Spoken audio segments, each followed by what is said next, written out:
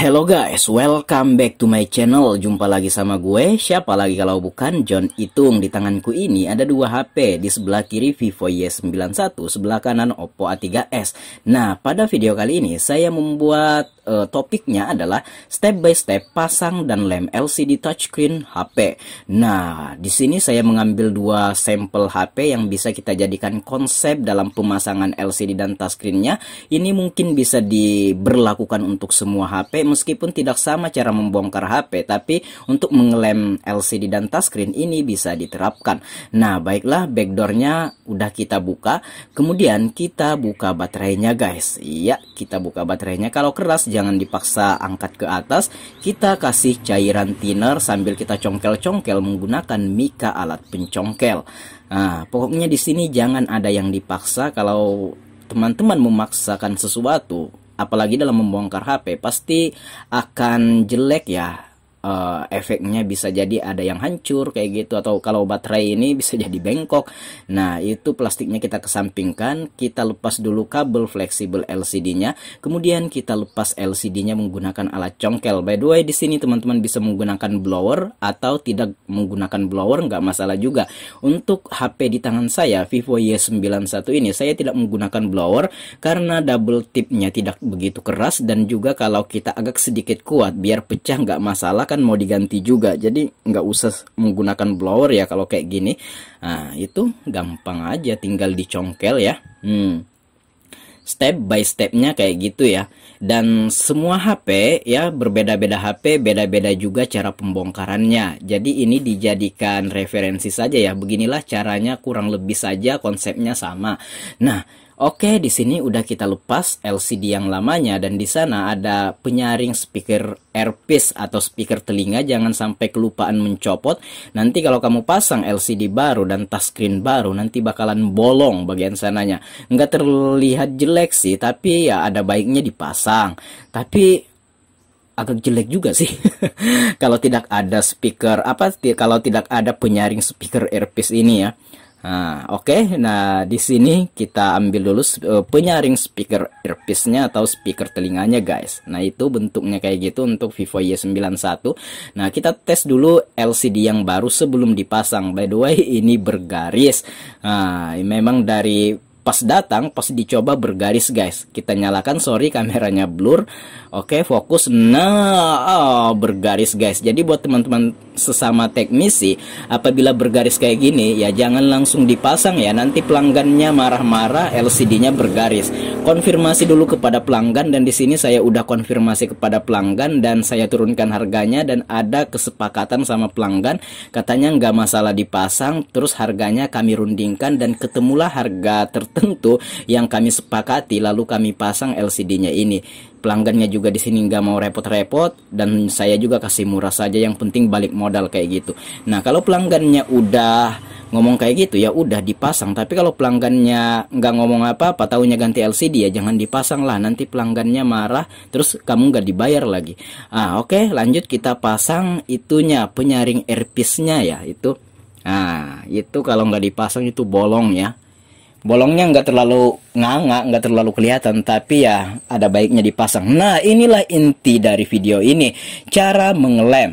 Nah, by the way, jika teman-teman memiliki HP yang berwarna hitam yang ingin diganti LCD touchscreen-nya, gunakanlah lem T7000. Apabila teman-teman memiliki HP yang berwarna putih, berwarna gold, pokoknya warna lain selain warna hitam, gunakanlah lem E8000. Nah, lem yang E8000 itu berwarna bening. Kenapa? Nah, kalau berwarna hitam, gunakanlah yang warna hitam. Karena apabila nantinya ini belepotan atau frame atau tulang tengah atau tatakan LCD-nya ini kita rapatkan dengan touchscreen-nya, ada beberapa HP kalau dirapatkan itu tetap akan renggang sedikit. Nah, untuk lem ini kalau berbeda warna dengan HP, dia akan berlawanan warnanya. Apabila HP kamu berwarna putih, kamu lem dengan T7000 atau berwarna hitam, maka lemnya akan kelihatan dan berlawanan warna sehingga tidak enak dilihat.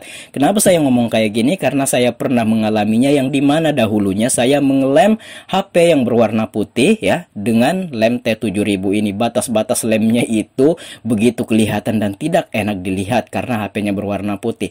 Tapi apabila kamu berwarna hitam HP kamu gunakan lem berwarna bening, itu nggak masalah ya.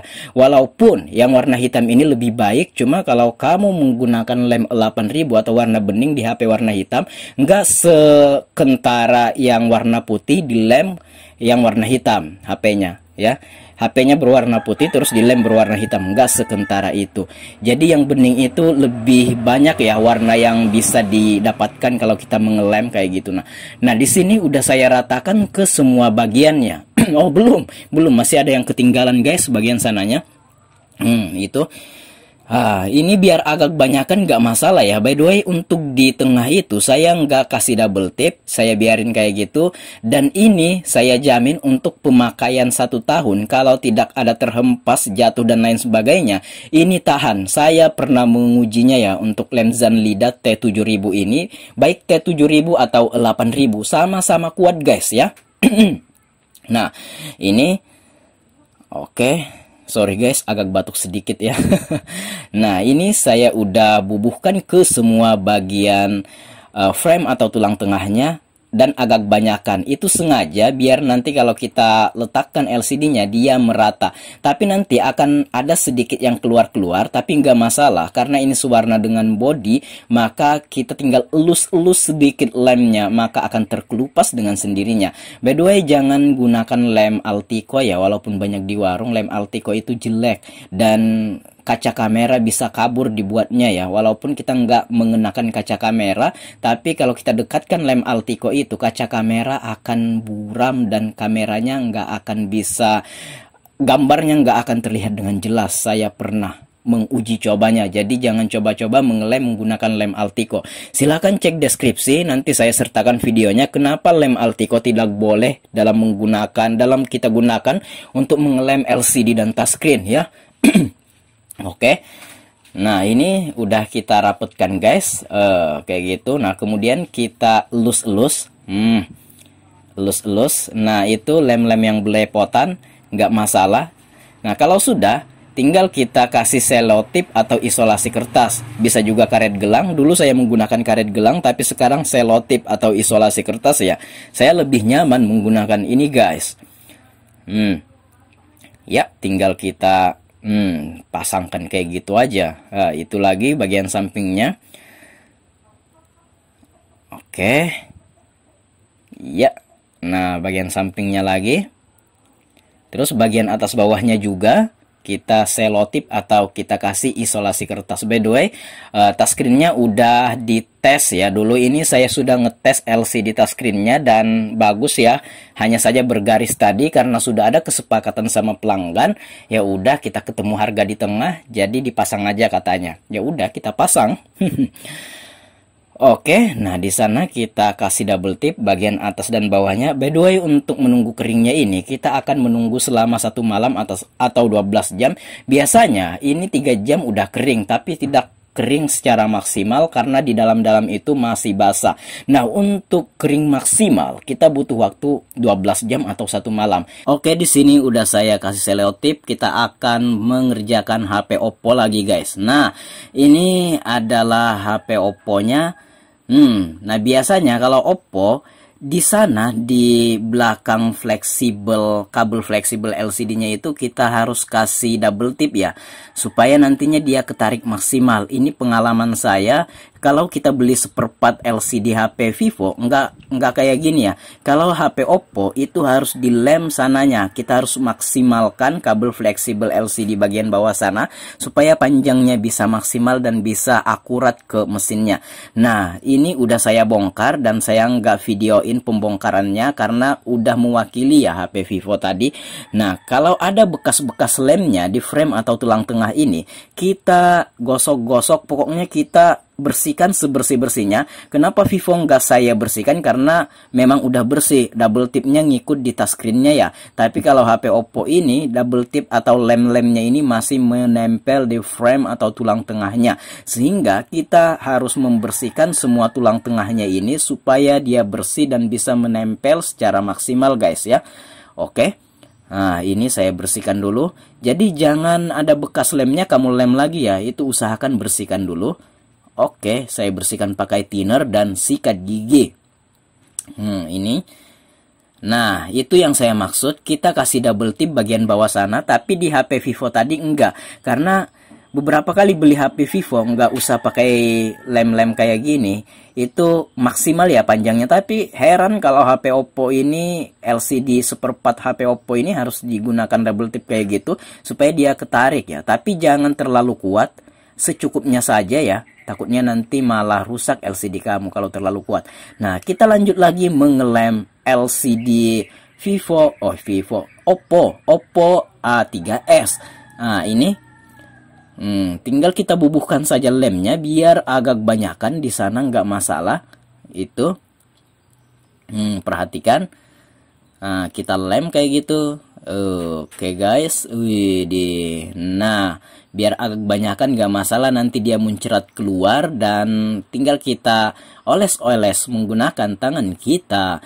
Nah, itu by the way di sini saya tidak melepas mesin ya untuk tipe Vivo Y91 dan Oppo A3s. Untuk penggantian LCD touchscreen-nya nggak perlu menggunakan atau melepas mesin. Nah, ini udah saya tes ya dan saya skip videonya langsung ke sini dan langsung ke pemasangan.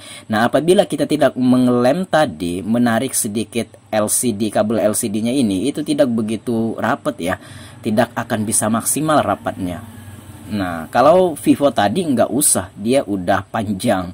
Nah, baiklah di sini kita gosok-gosok seperti kataku tadi, gosok-gosok guys.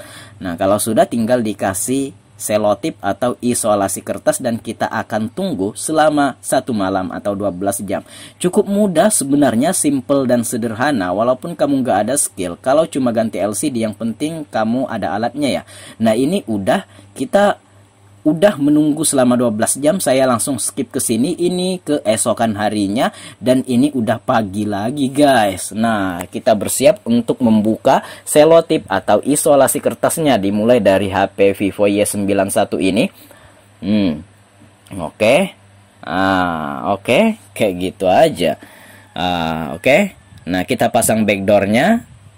Udah deh, kayak gitu. Jadi cara ini bisa diaplikasikan untuk semua HP. Pada konsepnya sama ya. Cara pengelemannya hanya saja dalam pembongkaran HP mungkin agak sedikit berbeda karena beda-beda bentuk dan cara pabriknya membuat HP ini. Nah, udah HP Oppo-nya langsung kita juga skip ke sini dan udah kita buka juga dan udah kita hidupin. Lihat HP Vivo ada garis guys.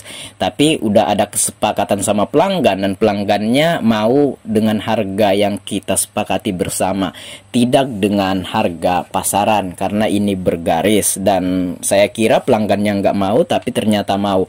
Ya udah, nah di sini udah selesai guys. Tidak ada cara-cara yang skill dewa kayak gitu kan. Cukup mudah, simple dan sederhana. Tinggal kita lem kayak gitu. Terus abis dilem kita rapatkan menggunakan selotip atau isolasi kertas. Kalau kamu pengen menggunakan karet gelang pun juga nggak masalah. Dan di sini udah kita tunggu selama 12 jam untuk pengeringan lemnya. Dan ini saya jamin 1 tahun ke depan ini nggak akan lepas-lepas LCD dan touchscreen-nya selama tidak ada terbentur, jatuh dan lain sebagainya. Kalau aman-aman saja, ini kuat banget walaupun hanya di pinggir dan tidak kita kasih di tengah tadi lemnya ya.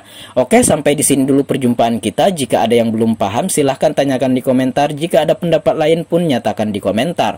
Nah, oke, saya pamit dulu, undur diri dan sampai jumpa di kesempatan yang lain.